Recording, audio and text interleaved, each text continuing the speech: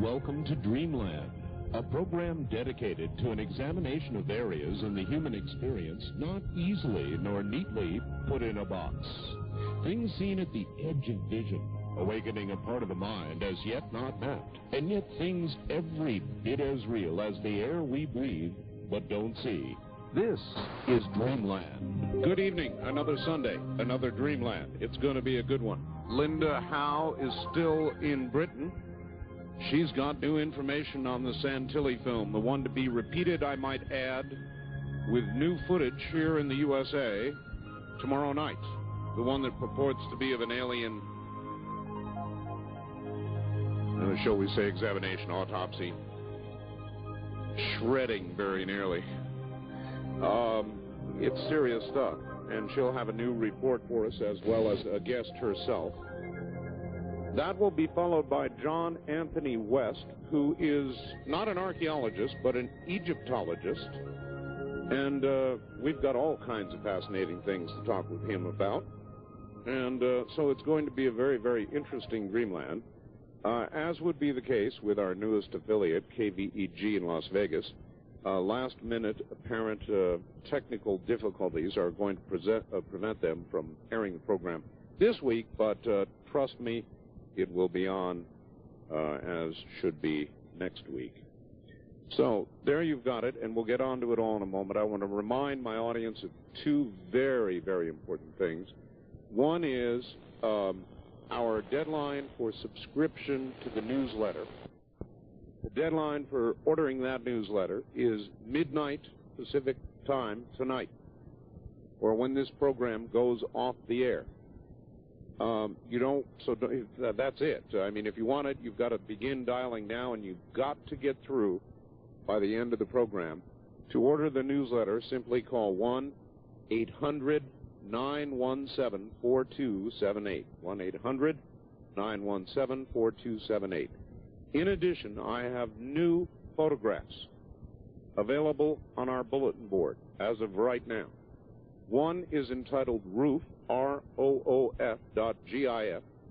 It is a picture of something indescribable above a roof with a man standing on the roof.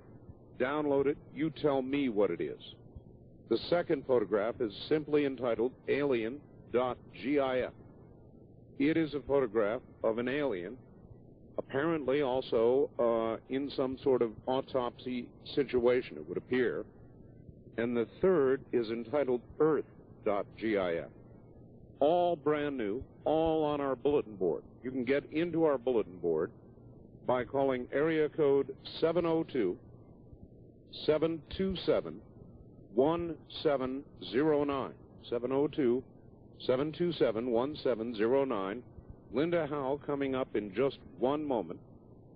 The first thing we try to find out is if the footage really is from 1947, because, I mean, visit the major point, visit the connection to the UFO crash near Socorro, which is alleged to have happened at June the 1st, 1947.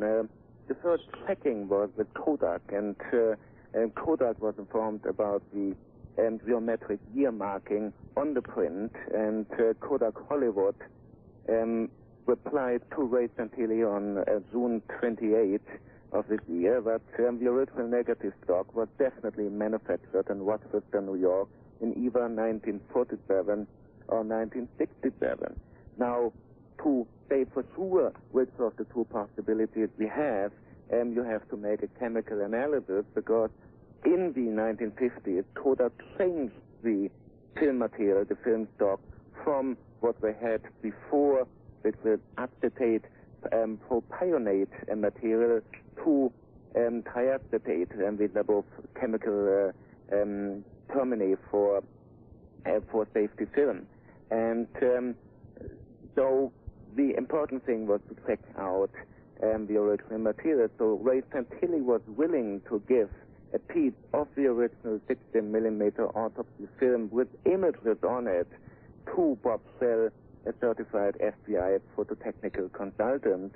And I just got 4 days ago the summary, the full report by Bob Shell, and he came to the conclusion that it is definitely, without a shadow of a doubt, 1947 original film.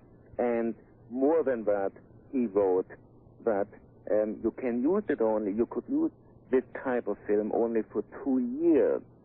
So it must have been exposed between 1947 and 1949. Wow. And it would be impossible to take unexposed Super Double-X film from 1947 and then expose it today and get any sort of usable image. So we can clearly exclude any photographic fake or forgery. All right, let me be clear, Michael. Are you able to hear me all right? I hear you perfectly. All right, fine. You're saying then the film was actually exposed. In other words, they gave a clip with imagery on it, Right. as opposed to just leader, and that proves, with chemical analysis, that it was exposed between 1947 and 1949. Is that correct? Right. This is absolutely correct. All right. One thing, Michael, that many people are asking about here in the States is that many of the old films of that kind have little lines and streaks and blurbs in them, and they did not notice that in this film. Because the film was never run through a projector. Actually, the cameraman developed it and kept it, and it never ran through a projector. And another thing is that, of course, Ray Santilli chemically cleaned the material before he projected it on Betacam material. Of course. Well, that would answer that as well. This is beginning to look more and more like the real thing. I fully agree with you, and this is what we try to do. I'm an independent journalist and UFO researcher, and I started to contact Ray Santilli in February when I heard about it the first time, and my intention was really to find out if this is true or not, and I was very skeptic after I saw the film the first time on May the 5th in the May the 5th viewing, and my intention was to verify or to check out the cameraman's claim, and one part of it was that in July I went to New Mexico and I tried to locate the crash site, the actual crash site according to the description of the cameraman, and just to check him out, how good he knows the area, and to see if we find any traces of any military operation, retrieval operation. Mm-hmm. And what happened is, first I got a very vague description by Ray Santilli when I asked Ray, who always was very cooperative,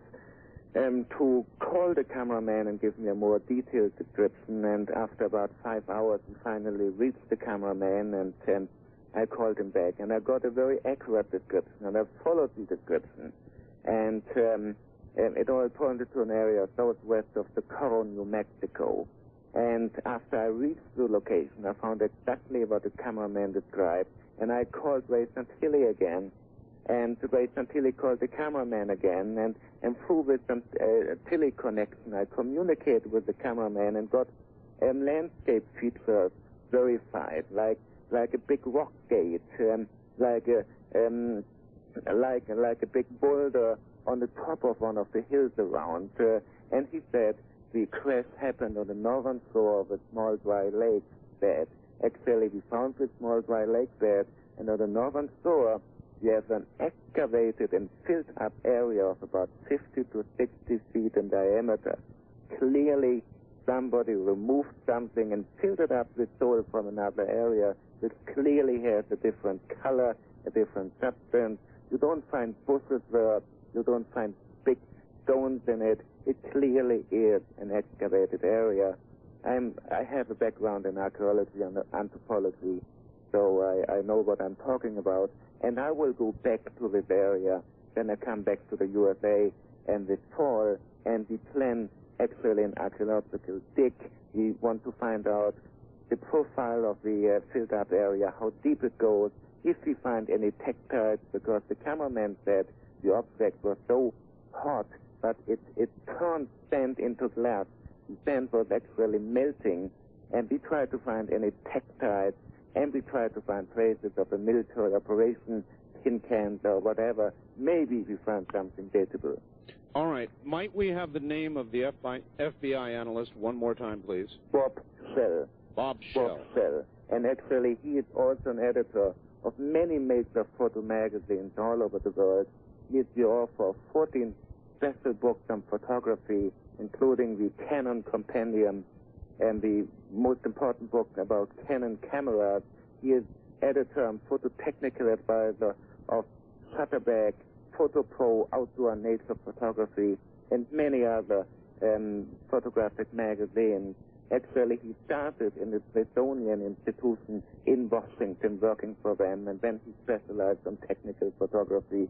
He is a professional photographer, and he is especially the photo technical advisor and photo technical advisor of the FBI and other government agencies in Washington. Well, Michael, we're very short on time, but you have given us big news, and especially just the day before it is to be rebroadcast here with new footage. We don't know what kind of new footage here in America on Fox.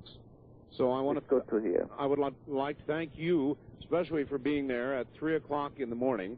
And if you would put Linda on for us for just a moment, once again. Of course, and thank you very much, Art. Thank you. Thank you, Michael. Hi, Art. Okay, Linda, that's what I would call breaking news. Yes, I think so, and I think that things are going to continue to unravel and unfold in this story because while we were here in this weekend, we were receiving information, and I think it's going to continue over this week. And I would say to everyone, here is a good example of how everyone seems to be rushing to different areas of judgment, either for or against. Yes. And right now, more and more information seems to be supporting that there's something highly unusual about this film, and what none of us know is what exactly is this humanoid? Which crash did it come from? The cameraman himself, in his own statement sent to Santilli, says that he was taken to a site 10 miles southwest of Socorro, between Socorro and Magdalena, not at the Corona Roswell crash site. Understood. This is not saying that that there's not a Corona Roswell site. What this is implying is more than one crash, more than one collection of bodies, and my guess is, Art, that over the next 12 months, at some point, more footage is going to be released, possibly of a completely different type of alien. We may be in the beginning of the cracking, of finally the cracking on this crash and retrieval stuff, but what is so odd to all of us is the first humanoid out in television and everything else has 6 fingers and 6 toes, and it doesn't match any of the other descriptions in government documents. Indeed odd. All right, Linda, I've got to go, but I assume next week it will be from Italy. Is that correct? That's right. Well, Linda, I've got to get out of here. Have a good flight. Thank you. Thank you for the big breaking news. Yeah, thanks. Take care, Linda, and to your guest as well, thank you. And that is news. We'll be back. You don't have to put up with it. What am I talking about? Hard, foul water. That's right. Hard water gets into everything, fouls it up. You know what I mean? The white, scaly stuff that sticks to about everything, including even your hair, your skin. Yell. I see. What do you yell? The weather, the news, whatever. And people could hear this? Not at first, but then I started using a megaphone, a big one. People could hear for blocks. So what if people didn't want to hear what you were saying? Some people expressed that concern, so then I invented something for that. And that was? Earplugs. But people preferred radio. Go figure. Now it's everywhere. In cars and elevators, strapped to their heads. Music, news, comedy, talk shows. I had the very first talk show, Did you really? Yeah, people would yell up at me from the sidewalk. We discussed every issue of the day. Such as? Shut up there! Get off the roof! And I'd yell back, mind your own business! Entertaining, let me tell you, people loved it. I bet. Yeah. Radio, putting the world in your... Listen to me. 20 times the antioxidant value of vitamin C. And I shouldn't really have to say anything more than that. Go to your library, get some materials, study. When you're ready to order, call the people at Health Naturally. Here's the number, 1-800-856-1119. Take it down, 1-800-856-1119. Health Naturally. Now, for many years in this country, there has been a great debate about Barry Goldwater and whether he actually spoke to General LeMay with regard to UFOs and something held at Wright-Patterson Air Force Base. It's almost been an urban legend thanks to a friend of mine at KCMO in Kansas City, Mike Murphy, who just happened to have an interview with Barry Goldwater. We got Barry Goldwater's response to exactly that question. You need wonder no longer. Get close to your radio. It's a little difficult to hear. It was kind of one of those interviews done with a tape recorder down in the middle of the table. But there's no mistaking who it is. I want you to listen to the following very carefully. An interview of Barry Goldwater. Listen to what he has to say about General LeMay. But there's all these conspiracy stories now that are coming out, and the greatest one of all, and now I don't know whether this is folklore, whether this is true, but I've been a flying saucer fan since I was a little kid. I used to know Major Donald Kehoe. His mother used to live next door to us.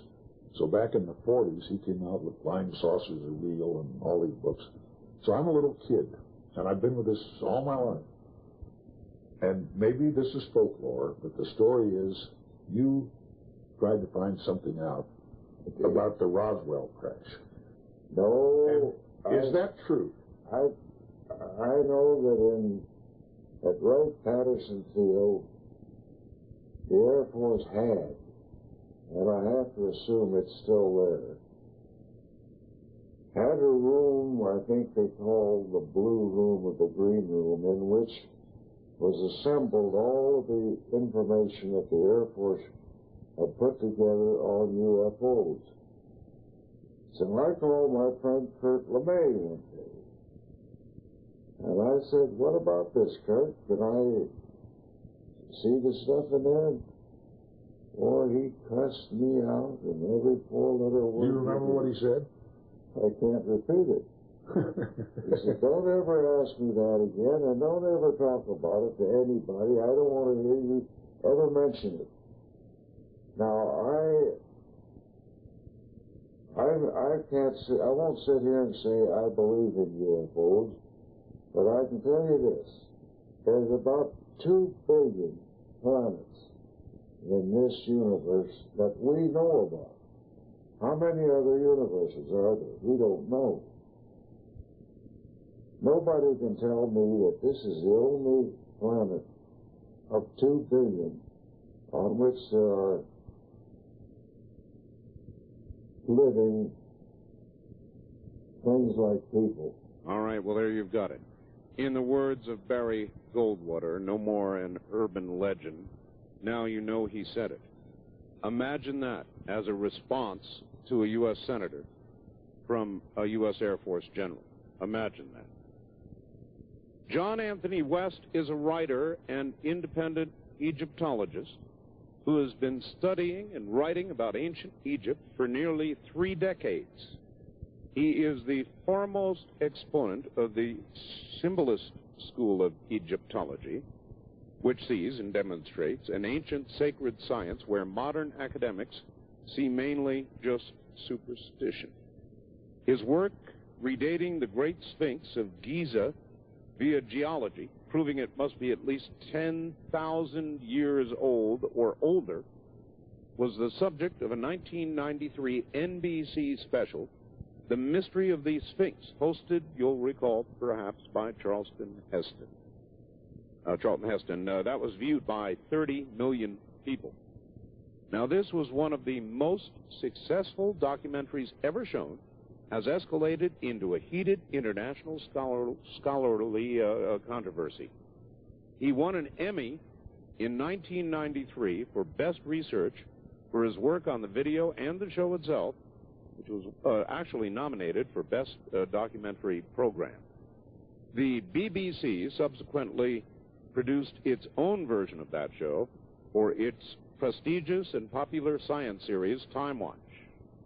Retitled Age of the Sphinx, the show recorded the 2nd highest ratings of any Time Watch episode, generated still further controversy in the English press. His nonfiction books include Serpent in the Sky, The High Wisdom of Ancient Egypt, a detailed examination of the symbolist interpretation of Egypt. The Traveler's Key to Ancient Egypt, and The Case for Astrology. He's also written a book of short stories, a novel, plays, a film. His essays and criticism have appeared in the New York Times. He is presently at work on a book devoted to his work on the Great Sphinx. Now, here is John Anthony West. John, welcome to the program. All right, thank you, Art. Pleasure to be on. You're in Athens, New York, I guess, eh? That's right, Athens, New York. John, how in the world did you get started or even interested in all of this? Well, it wasn't actually, long story, but I'll cut it short, even though we've got 2.5 hours on. I initially started out as writer, novelist, playwright, screenwriter, and so on. Got very interested while I was living in Spain back in the early 60s in ancient science, ancient religion, mysticism, and so on. Had a novel published in England and got very friendly with my editor, who was a Cambridge-trained mathematician turned publisher. And we were drinking in a pub one day, and the subject of astrology came up.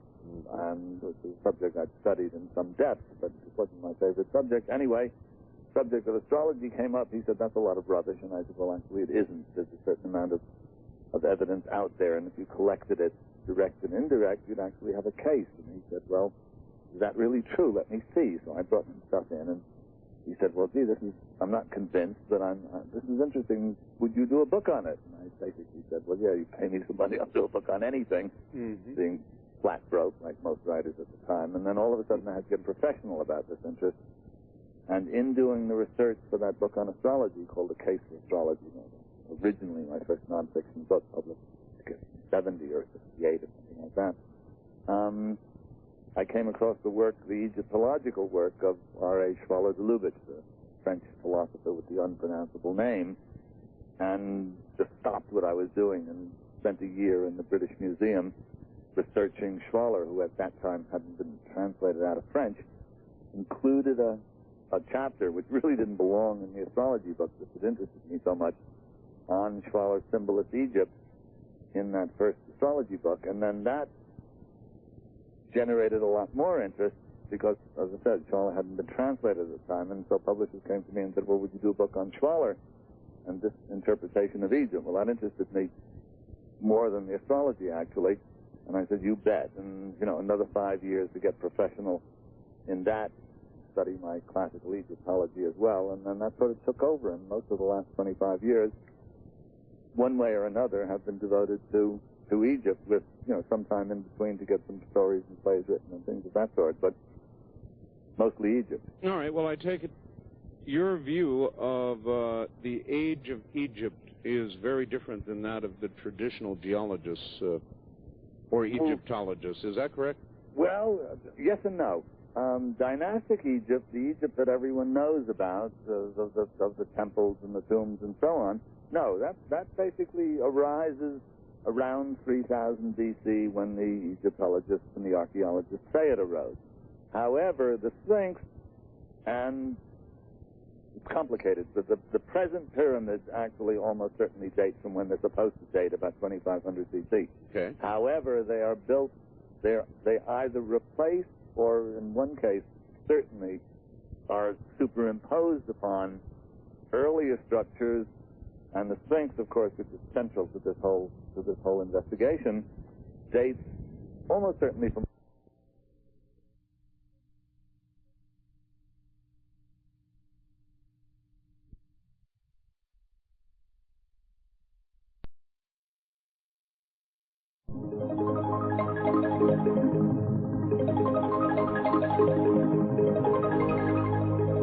This hour of Art Bell was recorded for rebroadcast at this time. Please do not call.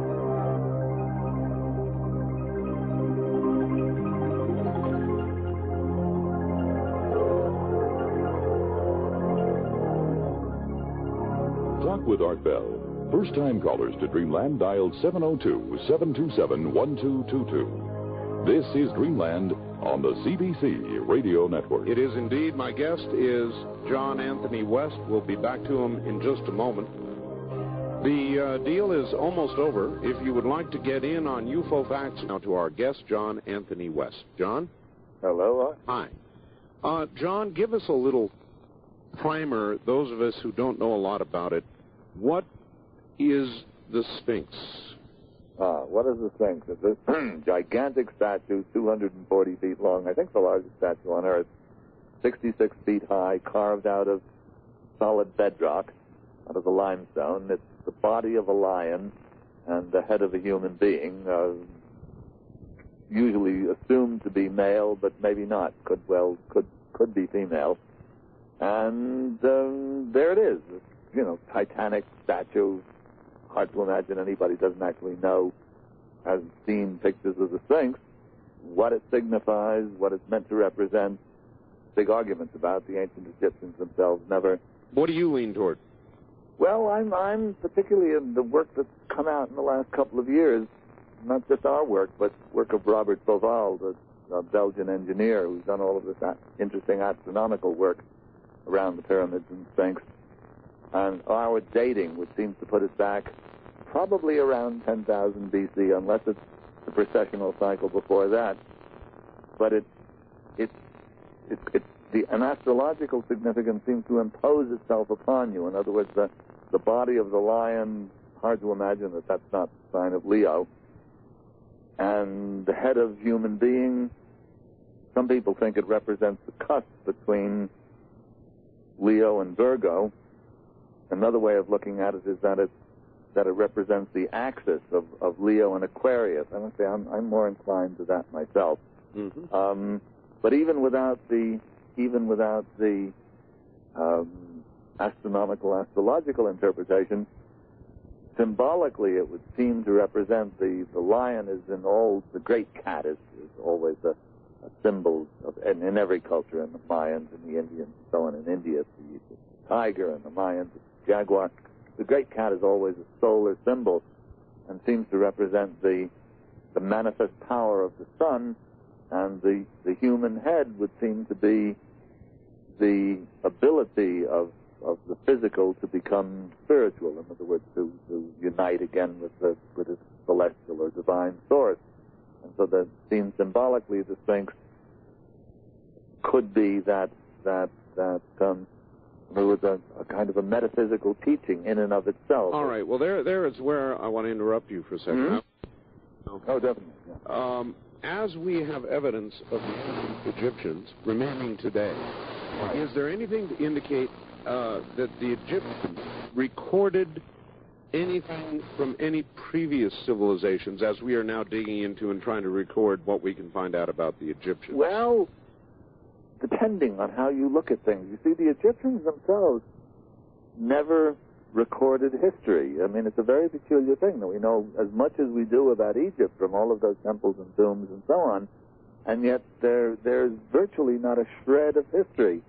Mostly, the Egyptians are concerned with what my friend Graham Hancock in Fingerprints of the Gods calls the science of immortality. I mean, the Egyptians weren't really interested in facts the way that we are. The Egyptians were interested basically in the meaning of our human existence, which is, from their point of view, the return to the source. And so what Graham calls the science of immortality is what all of those temples and all of those tombs are dedicated to. So by inference, there are kind of hints and mentions of earlier times that they kind of surface through the text if you read them carefully. Here's what I was leading to. As we record today on computers, today on paper, and the Egyptians recorded on stone or into stone and on tablets, is there the possibility that a previous civilization of some sort did not record as we understand recording, but was more of a metaphysical kind of a civilization that may have communicated directly without words as we know them? Well, that's also possible, but I think more likely is that they didn't give a damn about what we call facts. I mean, it doesn't really matter. You know, who cares about history? What matters is what you do with your own life this moment on a day-to-day basis. And I'm inclined to think that was more their focus, although they did write into things. And this newest work, just in the last 5 years, Robert Bauval and other people are doing this work. they wrote it in myth and in symbol and in astronomy, basically. I mean, things are astronomically aligned, and one of the ways in which we're able now, not just our work is geological, but Ms. Bovall's work, which is astronomical, showing that temples and pyramids and so on were aligned very, very precisely to certain stars and star systems and constellations at certain periods of time, and there's still more work coming out. I mean, it's all breaking now. It's funny, we were talking earlier how things are suddenly happening in such a barrage that you can't keep up with them, whereas 20 years ago it'd be a bit here and a bit there, and you always wondered what was found and what wasn't. All of a sudden there's this ton of information coming through. And now, with the astronomy, it's getting clear that if you read the old texts correctly, what looked like funny stories and myths being told, if you read it correctly, you see that very often it's quite precise scientific information, often astronomical information. But to what end? Why that astronomical information was so important to them? That, to me, is one of the big $64,000 questions out there. Why should this very slow shift around the zodiac have been of such paramount importance to the ancients? In other words, why should they build a pyramid in such a way that it's aligned precisely to the cardinal points and drill a shaft? I mean, you can imagine how much work it takes to build one of these shafts that goes through the whole core body of the pyramid, hundreds of feet, exactly precisely aligned to zero in on the stars making up the belt of Orion in 2450 BC. Why should they do such a thing? Obviously, it's of some real significance to them. In other words, they've got to know something that we don't know, and it seems to me... All right, while we're on the subject of knowledge, we get faxes here. Here's already a faxed question for you. Actually, I have some. Edgar Casey spoke of a tomb located beneath the feet of the Sphinx. You bet. Edgar said that it contained the Atlantean Library. I wonder if you could shine any light on this. Oh, yeah, I can shine a lot of light on that. It's not a tomb, actually. It's a chamber. And there is such a chamber there. Our seismographs found it, and using a much less precise method of investigation, the Japanese team before us also found some sort of an anomaly there. But our seismographs, we had a chance to do some pretty detailed work, show that there's very definitely a pretty substantial chamber, about 9 by 12 meters. That's what, 45 feet by, 40 feet, something like that, by 30 feet, something of the sort, under about 15 feet of bedrock, between the paws of the Sphinx, exactly where Casey said it was. Now, our next big move is, this is part of our video. The whole world wants to know what's in that chamber, including us. But so far, we haven't been able to get permission to go look into it. And, really, we wouldn't do that. We're not archaeologists. We're geologists, renegades, basically.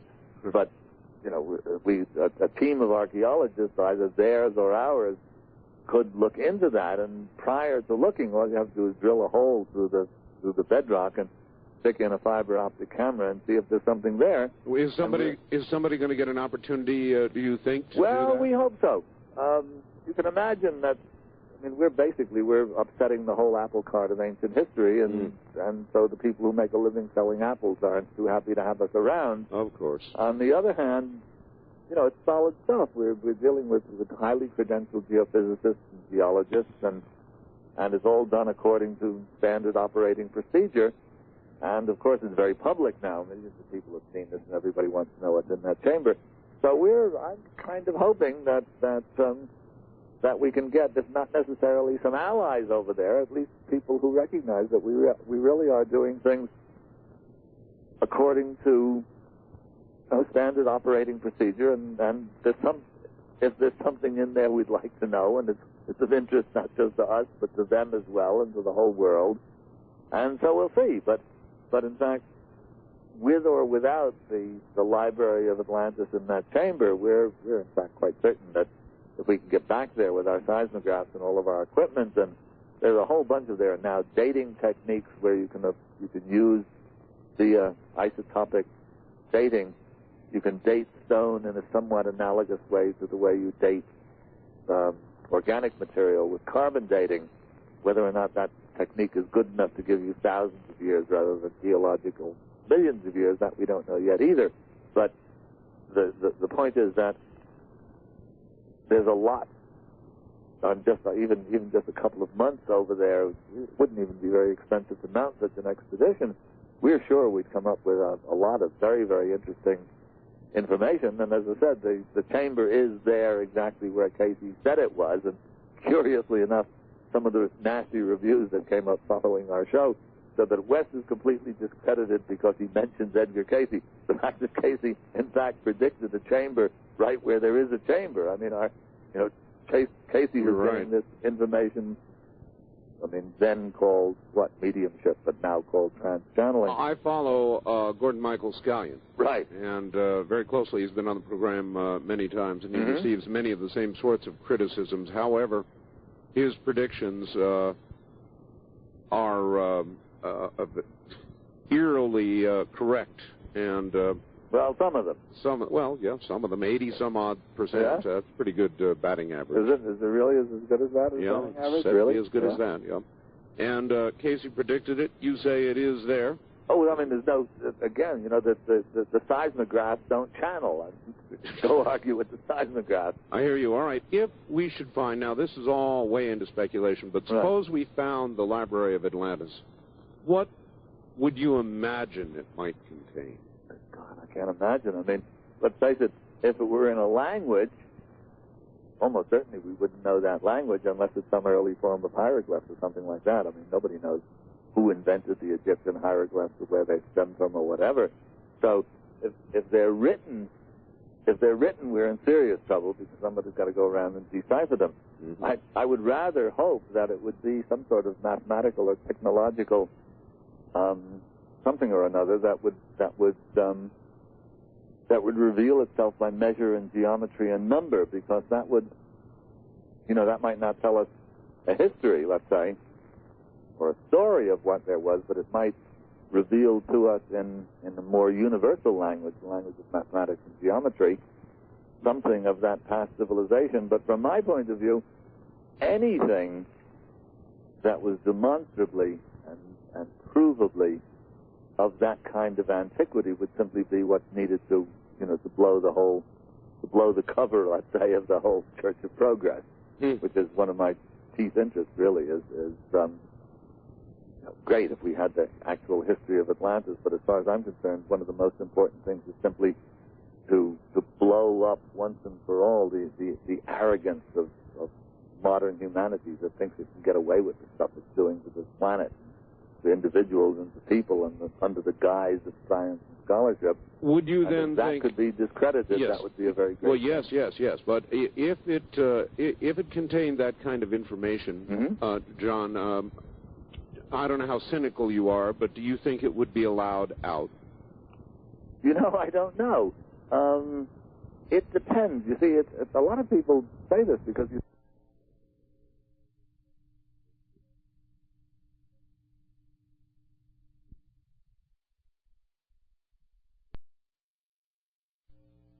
What is this stuff worth? And it was on the leading edge of technology for that particular period of time.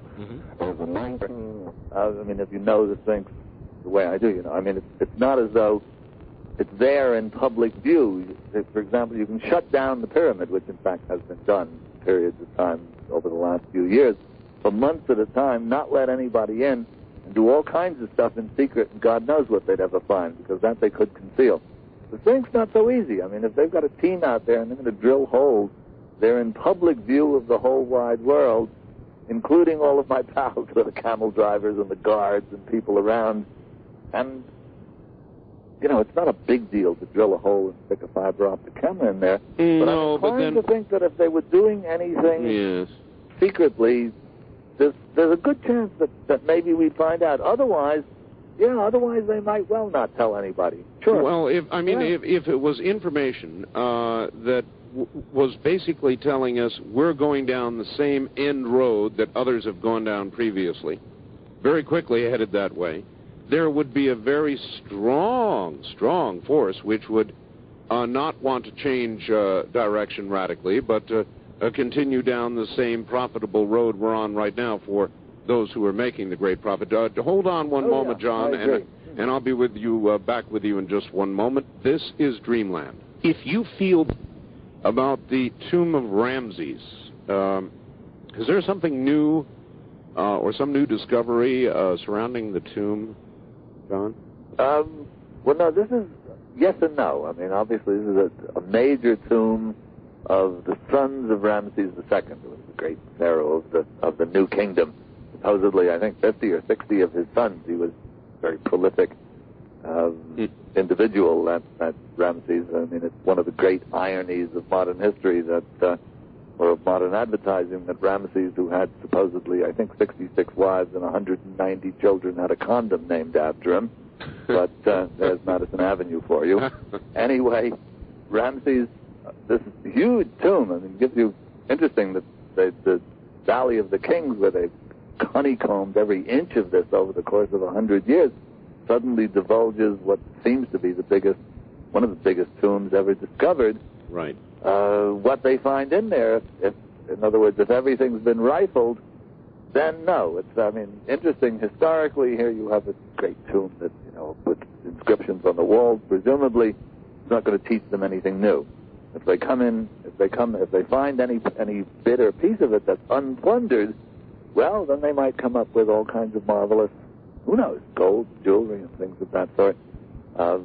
Similar to perhaps Tutankhamun's tomb. They don't seem to think that there's much chance of that, from what I understand. From my point of view, even if they found that, well, that's more of the same, and it's very interesting historically, doesn't teach us anything new. To me, the interesting thing would be a text on astronomy or a text on mathematics or something like that. Well, who knows? I mean, things are coming up all the time. So it's certainly a major discovery and something of intense interest, but I'd be surprised if it took our knowledge of Egypt any deeper or further, and that aspect of things, particularly the depth rather than the extent, that interests me. All right, John. Hold on. We'll be right back to you. Rest for about 4 moments. When we come back, we're going to open the phone lines. So get ready. Questions about Egypt or earlier civilizations, they come next.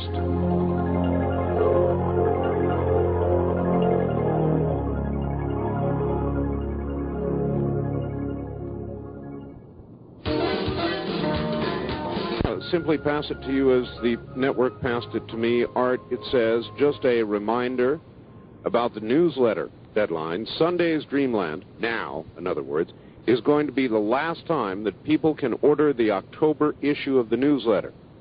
Just as, well, that doesn't relate, that was Coast.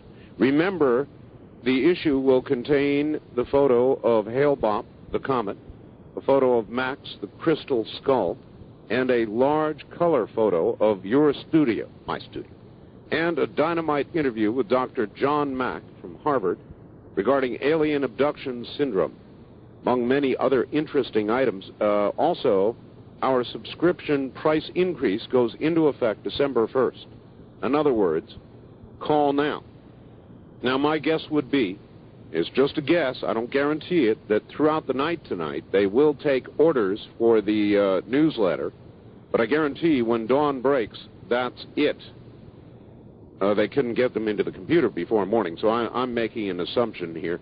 I would be dialing right now. Our newsletter is $29.95 per year, and you can get it by calling right now, as fast as your little fingers can move, 1-800-917-4278. That's 1-800-917-4278. Now, back to our guest, John Anthony West. And, John, I've got one question for you, and then we'll go to the phones. Sure. The question is the following. Is man evolving or devolving? Good question. I cannot say that I can answer it with assurance. All I can do is give you my opinion. In one sense, I would say evolving in the sense that the processes of life are organic and universal. In other words, everything is born, goes through, becomes an infant, and then a toddler, and then a child, and then an adolescent, and then maturity, and then senescence and death and renewal, and so on. So I would think that what applies to the individual applies to the race and applies to the planet and the galaxy and so on.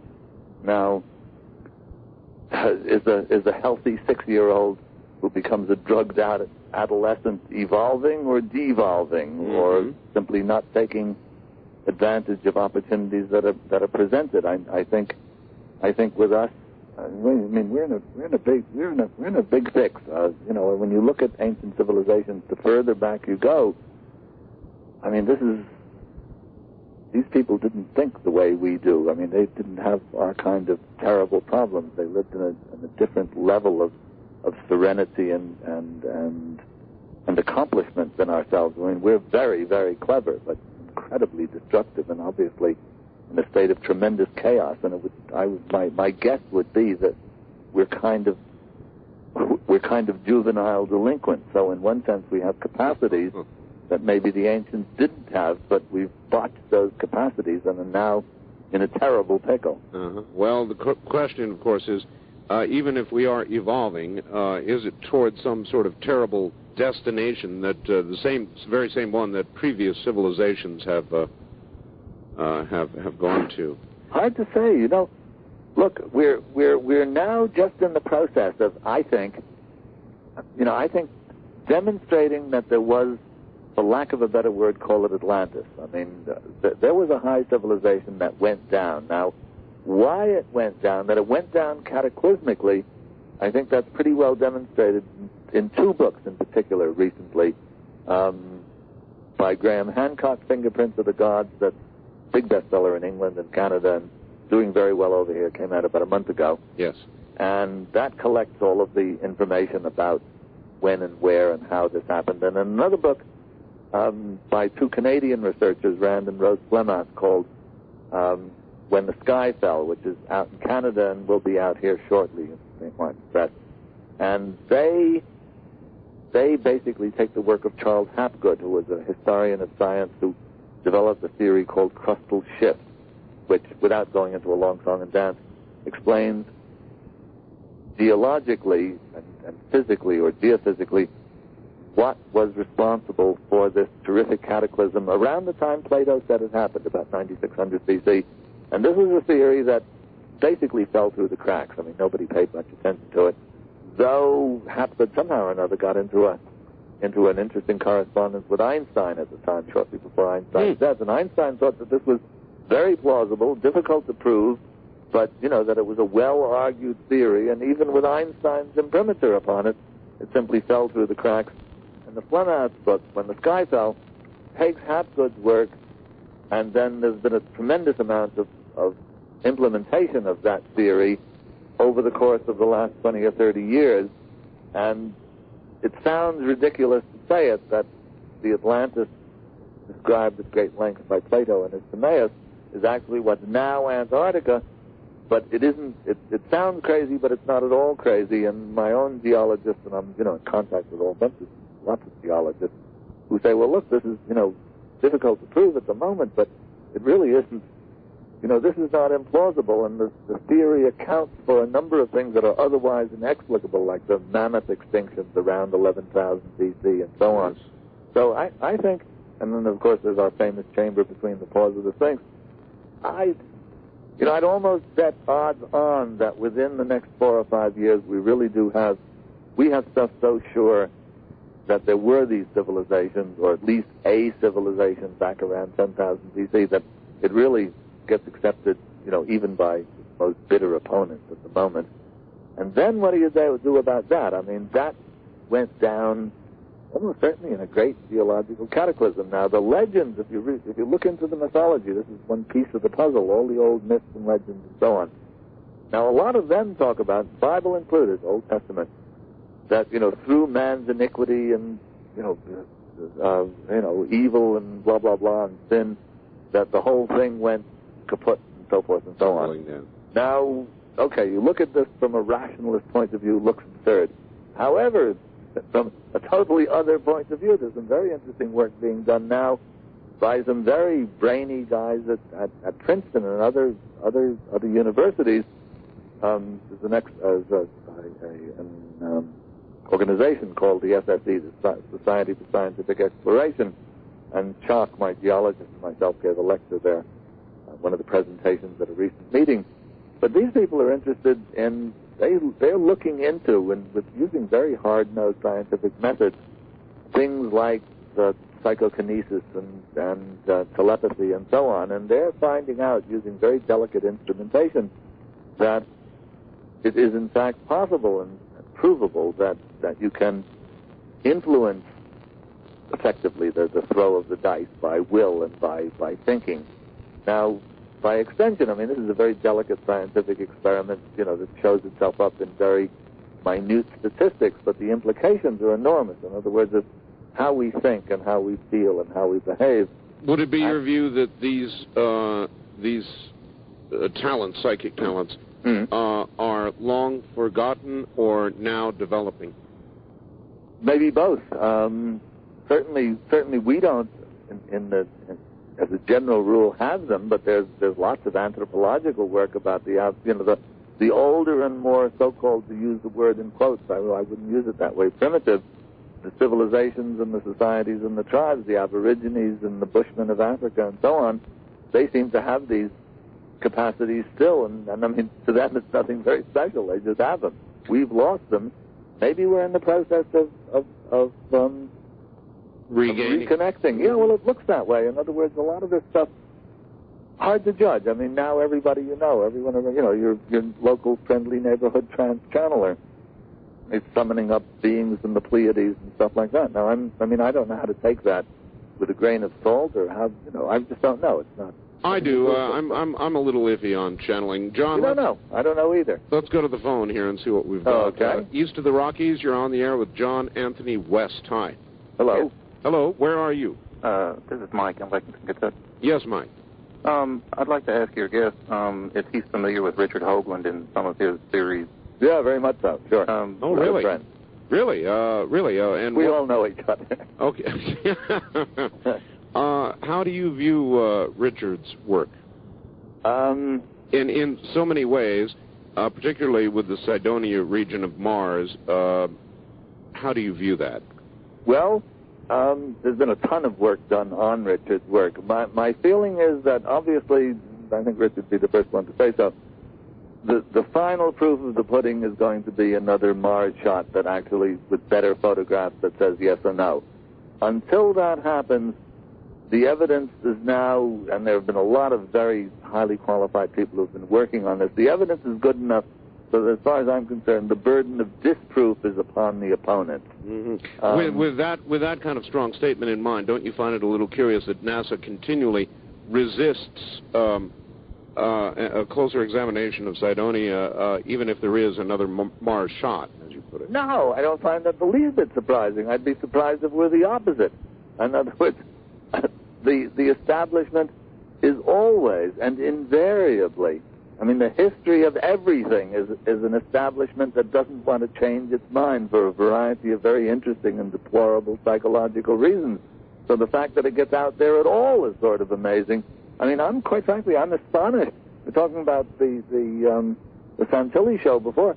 In a way, I'm amazed that it comes out into the open, because, it's quite clear that when all of this stuff went on in Roswell, I mean, anybody who thinks that the government, I mean, my immediate reaction on anything put out by the government is that it's not true. Yes, I'm sorry to say I agree with that. And so the fact that they let this stuff out, given, they have, I mean, if the government is willing to do radiation tests on 20,000 of our own citizens who didn't do anything, yes, they're capable of anything. So in a way, it's sort of surprising that it gets out there at all, because, who thinks this is a democracy? All right, John, back to another call. Okay. West of the Rockies, you're on with John Anthony West. Where are you, please? I'm in Boise. Boise, Idaho. Okay, all right, go ahead. I made a statement earlier about the Egyptians not keeping track of history, and I think that was an inaccurate statement, because it was either the first or second Caesar, and they did hieroglyphs and one of the hieroglyphs picture of about him going up into the heavens aboard a spaceship. I want to know if he's heard of this or... Who? Now, wait a minute, wait. Was the first or the second Caesar? Yeah. Now, went up into the heavens in a spaceship? Yeah.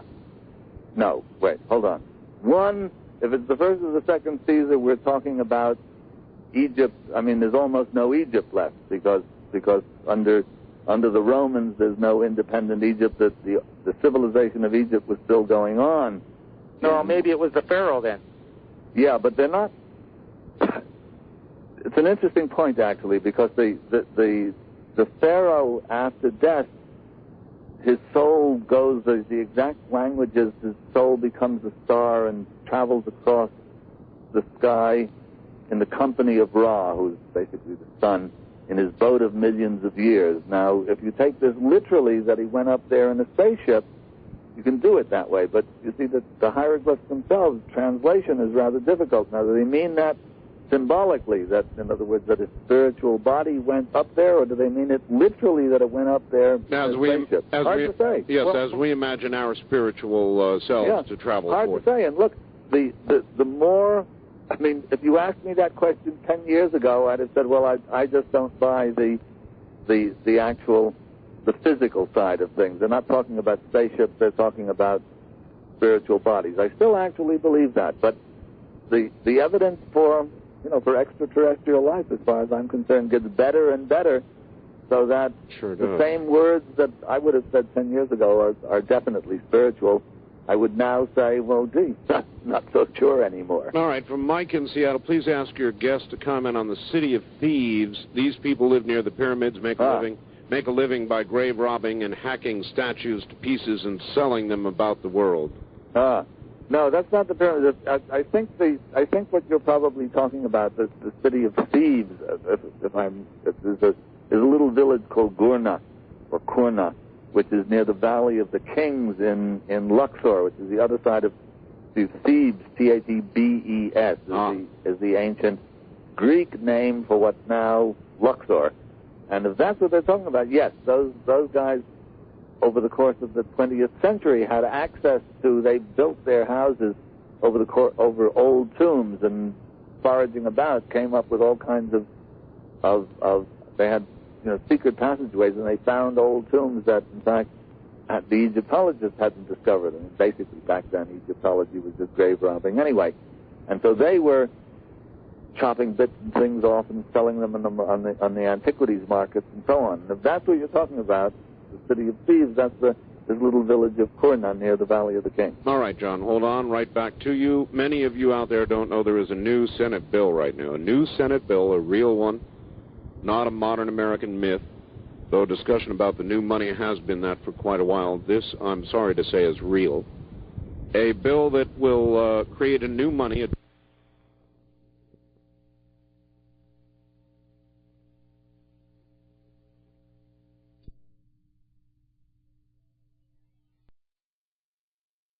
Now to John Anthony West. Here is a fax, John. Some studiers of Egypt claim that by using the dimensions of the passages of the Great Pyramid, the stream of time can be revealed. It was reported that by using the royal cubit as a measure, events in the past, like the birth of Christ, World War I, were in fact foretold, and that the measurements will point to the end.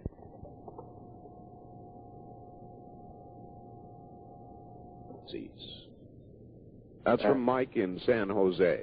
Okay, yes. Very familiar with the prophecies. I must say it's the sort of thing that's kind of hard to disprove, because you can jiggle around the numbers and come up with all sorts of things. My gut sense of the whole business is that I cannot for the life of me imagine why the ancient Egyptians should be interested in foretelling World War I or World War II or who wins the Super Bowl. What about the Buddhists and India and China and all the rest of it? It simply doesn't seem, what about Egyptian history? They don't seem to have the birth of Muhammad in there, or the British conquest of Egypt.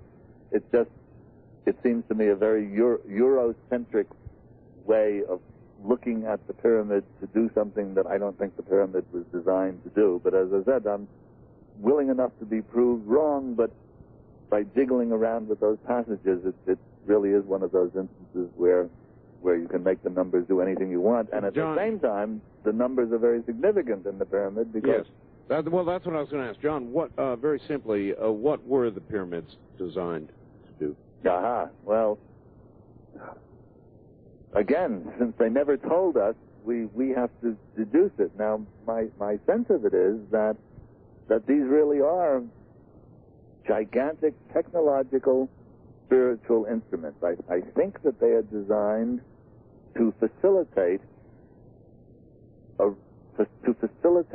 getting into certain states of higher consciousness, which is, I think, quite frankly, is what I think we're on this earth for. I mean, we're what Shmuel de Lubitsch, who worked out what I call the symbolist interpretation of Egypt, which is my basic interest. We haven't got around to talking much about what all of this knowledge means and where it leads us, but my sense is that what Egypt was talking about was the attainment of a higher state of consciousness that is in effect not subject to time or divine.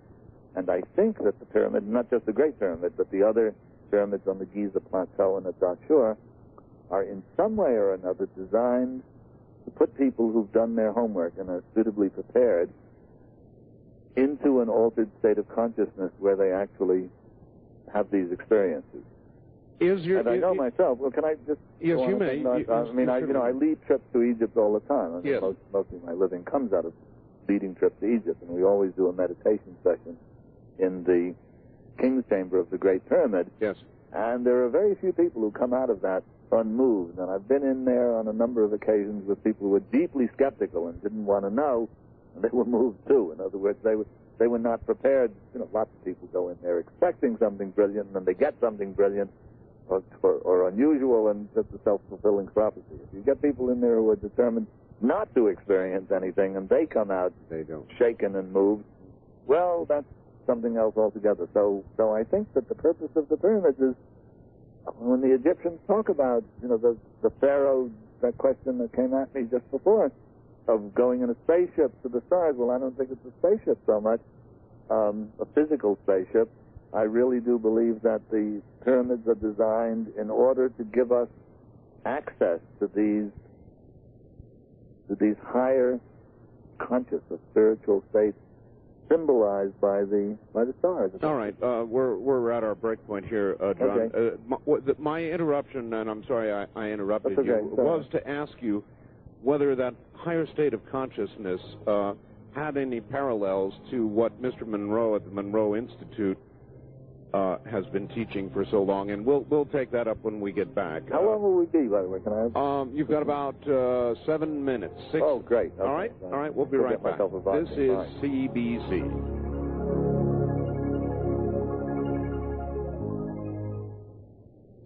Mexico and so on, mainly Mexico, are certainly newer than the ones in Egypt, and they use a very different geometry and mathematics, and yet there are numerical relationships. My sense of it is that both them, there's not a direct connection, I think, between Egypt and that earlier Mayan or pre-Mayan civilization, but I think both probably stem from a common source, and which I think is that Atlantean civilization that went down around 10,000 BC, because there are enough parallels in the way that they use geometry and mathematics to make me think that the same order of knowledge is there, but not a direct connection. In other words, the ancient Egyptians didn't go over and colonize Mexico and then subsequently built their pyramids in a totally different way, even though they're pyramids. All right. One more, and then back to the phone. Please ask your guest how he views the work of Zecharia Sitchin. It seems very relevant to his area of expertise. That's from Portland. Okay. Well, it's sort of relevant. I think Sitchin is definitely on to something particularly in dating the pyramids and the Sphinx as older and so on. His extraterrestrial contact theory, I think, probably has something to it, too. However, see, I'm not a Sumeriologist and an Assyriologist, so when he's talking about Sumeria and Assyria, I'm not in a position to argue. However, when he's talking about Egypt, it seems to me, without going into specifics here, we don't have enough time on a thing like on a radio show. It seems to me that he's making the data conform to what he wants it to say. Beyond that, he's effectively what I call a galactic materialist. In other words, the beings from outer space, as it were, are just smarter and even more malignant people than ourselves, and have colonized us to be slaves for them, and there is no higher consciousness, there is no meaning, there is no destiny, and quite frankly, though I respect his work in many ways, I find his philosophy and his conclusions repellent. Mm-hmm. Perhaps so, but is it not consistent with history that the strong, the intelligent, those with technology enslave the weak, one way or the other? Yes and no. For a while, yes. Ultimately, I'm not so sure. Well, maybe there is no ultimately, but in any given... For the time being, yeah, but sometimes there are periods where really it isn't just masters and slaves. You know, there are certain periods, ancient Egypt, at least for quite a long period of time, Buddhist Asia for at least a few hundred years, there are periods of real civilization where it isn't all dog eat dog. All right. I mean, not many, but they're there. All right. East of the Rockies, you're on the air with John Anthony West. Hi. Hi, all right. This is Karen in Houston. How are you and John? Hello, how are you? Fine. I've got a little response to your question about the evolution of mankind. Yes. All right. Speaking from personal experience, I think that can be gauged, and again, it has to be on the individual basis, on the level of answer given to questions asked. And when you continually have answers coming to questions that, you know, are just sort of not in the norm, then you go, wow, okay. And if it's forward progress, then that's great. I can give you an example of it again. All right. All right. I had a family member in whom I was talking rather deeply with about a family problem. And in order to get a dramatic response from him, a yes or a no, a very direct response, I had to word a question I had to ask about another family member and say it in such a way that I would get the right response, you know, from the heart is what I was looking for. Mm-hmm. And so I had to be a bit abrupt and curt, but I said it. And then the person sat very calmly. But this dark brown-eyed person, his eyes flashed blue. And then he was very calm and serene, and then instead of getting a very verbal answer back, he was very quiet and got up and walked out of the room and came back, and his whole personality had changed.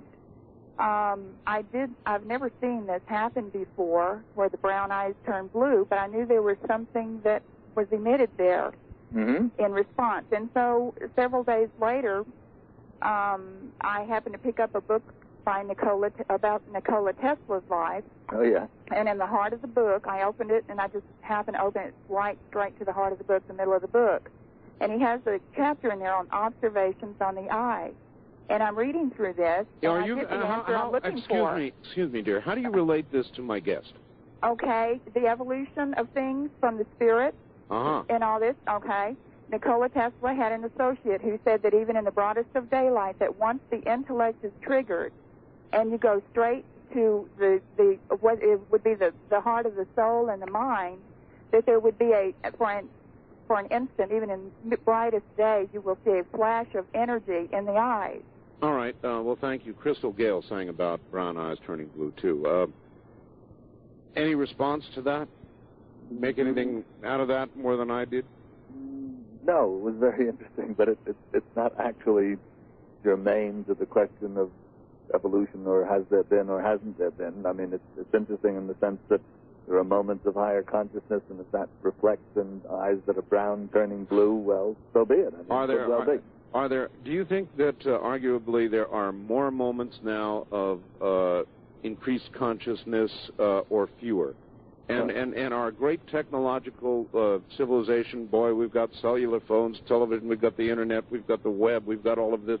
Is this masking it and hiding it and causing us to not raise our level of consciousness as we should in quiet contemplation and obscuring a message that we ought to be getting right now? Good question, Art. Actually, yes and no, I would say. The technology in and of itself is deadening. In other words, anything that does something for you that you don't do yourself, a power mower doesn't build up muscle, but a push mower does.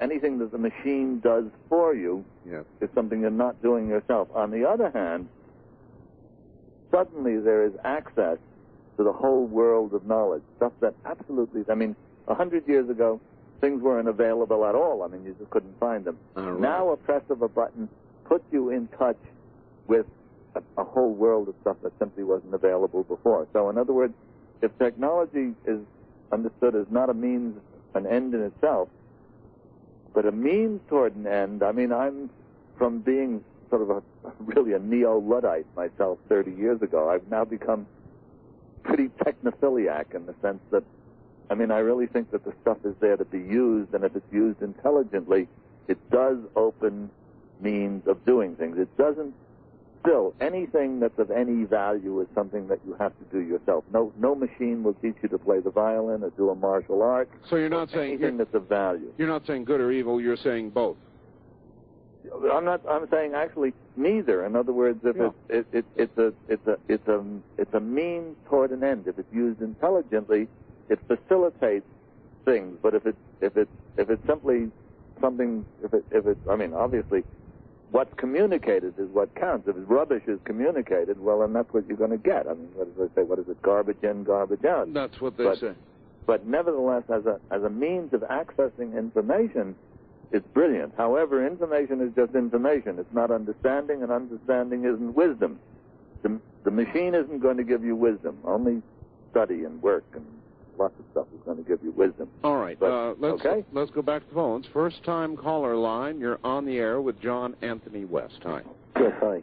Hello. In The Secrets of the Great Pyramid, he discusses in that book that once the pyramids were faced with granite, stone, and perhaps coated with a gold film and topped with a crystal, and I just wonder if your guest has any information on that. All right, it's a good question. Where are you, by the way? California. California, all right. Wait, hold on a minute. Secrets of the Great Pyramid, Peter Tompkins' book? Yes. I don't know who he's talking about there that says, one, it wasn't faced with granite, faced with limestone. That's anyway, the Great Pyramid. Nobody's sure that it's thought that the very top of it, the pyramidion as it's called, had a coating of electrum, which is an amalgam of gold and silver. Yes. Now, the question was, would that what? Could repeat the question again. Well, I just wondered if you had any information on that. I guess the assumption was that it was at one time some form of radio, for lack of a better word, radio transmitter. Hard to say. Certainly it was once, it had a perfect coating of limestone. The top of it may well have had, gold or silver or crystal, some people think. Nobody knows. There's no evidence. It's gone. How about a broader definition as conductor of some sort of energy? Yeah, that as I said, it is in my understanding, it's hard to imagine, particularly when you're inside the thing. It doesn't feel like a temple, and it doesn't feel like a tomb. It feels like an absolutely fabulous technological instrument of some sort that has a tremendous emotional impact. You see, if you go inside any of our technology, it's pretty impressive, but it doesn't move you. And you get inside the pyramid, and you feel like you're in the inside of a symphony. It's very difficult to describe, but everybody has this sense. So, yes, it's an instrument, transmitter, a transducer, a condenser. Receiver? What, a receiver? Who knows? But it has this profound effect. And when you go into that King's Chamber or any of the other chambers, and go quiet and get into a meditative state. You can't do it when there are a whole bunch of people around. I mean, it's like listening to Bach when you're in the middle of the Super Bowl. When you go in there and you really listen, you get hit with something inexplicable, and almost everybody gets hit. And I think the only way you don't get hit is if you're dead inside. If you're really dead, you probably do get hit. I think that's what they were used for. But so yes, they're instruments. Whether or not they're, you know, in the sense of our radio transmitter or something like that, who knows? But they certainly served some kind of incredible technological function that we don't really understand, that we're just beginning to understand. All right, John, hold it right there.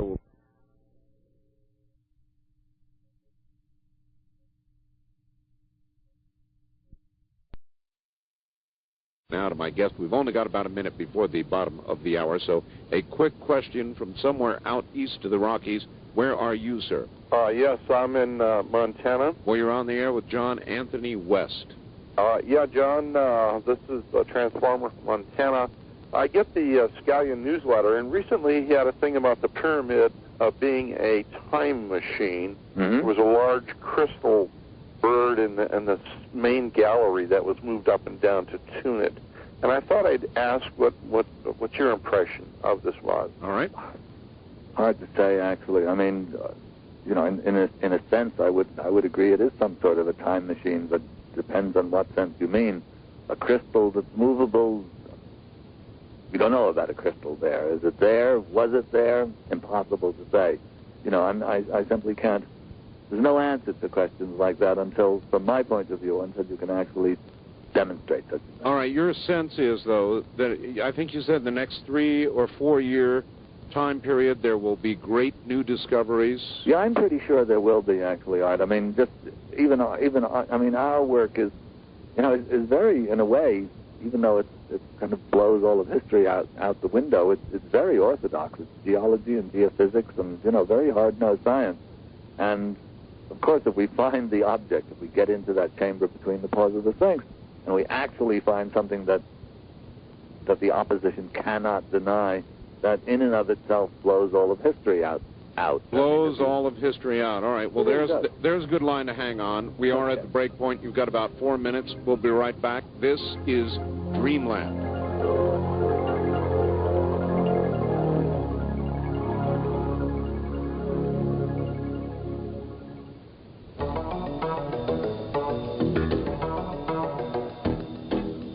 We're at 1-800-618-8255. 1-800-618-TALK. First-time callers, area code 702-727-1222. 702-727-1222. Or the wildcard line at area code 702-727-1295. 727-1295 in the 702 area code. Now again, here's Art Bell. The only number not given there was the east of the Rockies number anywhere. Is 1-800-825-5033. That's 1-800-825-5033. The 818CS radio by Sanjin is arguably the best radio for the money. You can spend about $300 more and get a marginal improvement, but for the money, if you want X3, 1-800-522-8863. Back to our guest now, an Egyptologist in the West. John, just before we take any more calls, I assume you haven't done it, so I'm going to try and make you do it here. You've probably got books. I know you've got a book. You've got videotapes. Yeah, I do indeed. So if somebody wants more info or wants to order your book or videotapes, how do they do it? Well, I'm glad you asked that question, Art, because I didn't want to inject it into the thing and sound as though I were promoting myself. I understand. However, yeah, sure, of course they're available. Best way to do it is there's an 800 number, which is 800-508-0558. That's 800-508-0558, and ask for operator A, and then they know where the call comes from. Right. And there you can get either of my books, that's Serpent in the Sky, which is Symbolist Egypt, everything that we've been talking about, The Case for Astrology, which is all of the evidence that says there really is something to it, and the video, of course, which is the thing I won the Emmy for with Charlton Heston, And this is the expanded version, which is an hour and a half, which has a lot of the much more speculative stuff that we couldn't get on network television. That has the Mars stuff with Richard Hoagland and the Edgar Casey stuff, and a lot of things that weren't on the 1 hour show. And then if you want information about my trip, say that's what you want, and they'll put you on to where you get the trip information from. How much, John, is the videotape? Videotape is, I think, I'm not sure. It's either $24.95 or $29.95. I'm not sure. One or the other plus the postage. They can find out. 1-800-508-0558. Operator A as in Alpha. Thank you. Okay, good. And I hope you get lots of orders. Well, I hope so too. West of the Rockies? No, I think east. You're on with John Anthony West. Hi. Hello. We're Mark from Collinsville on satellite. Collinsville, Illinois. All right. Yes, great guest. John, I've had your book for a couple years. Thanks. My prized possession, I don't loan it out. And I wish you would have elaborated more on the Tornado in there, but it's a great book. Yeah. You said you're interested in astrology. Yes. And that one previous caller mentioned Sechet. Now, you're right on one thing about he's a little scattered on the Egyptian stuff, but he mentions the placement of the planets and stars and that. And Art mentioned earlier about Halba. And word has it from some people that work on the Hubble that this thing is a planet. And where'd you get that, please? What, the comet, you mean? No. This caller said that somebody working with the Hubble has indicated this is a planet. Where'd you get that? What you're calling comet? Yes, sir. Hubble. Yeah. Mm-hmm. I can call in a couple of nights and give you a recording. Yes. And maybe take it further. But that is the word from one person that's working on the Hubble.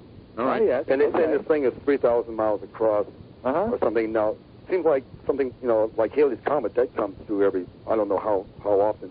Wouldn't something this big have come through before? Oh, yes. We've got to sort of think about Zechariah's Section again. There are present estimates of 2,000 to 3,000 year repetition. Orbit, yeah? Mm-hmm.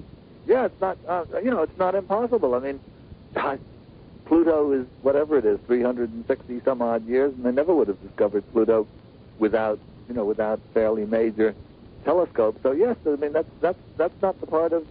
I have no argument about that. In other words, that's there to be demonstrated. I mean, I can't say yes or no myself. It's really, as far as Sitchin is concerned, it's his materialistic philosophy that I'm opposed to. Plus the fact that when it gets to Egypt, he's fudging sometimes. I mean, he's taking data, and it's not difficult to do this in scholarship. And unless you're really deeply involved with the subject, it looks as though it's bona fide. And if you know the text that he's talking about well enough, you can say, well, no, he's twisting it to make it do thus and such. Velikovsky does the same sort of thing. But of course, so do the absolutely orthodox people. They're doing it all the time. What about John Anthony West? I try not to, but if somebody comes up and says, well, yes, you're fudging it here, or you're making it conform to your own specifications, I'm usually prepared to argue it out, because I'm very conscious of how easy it is to do that. I try not to, but it's ridiculous. As soon as somebody says to me when I'm on television or radio, and someone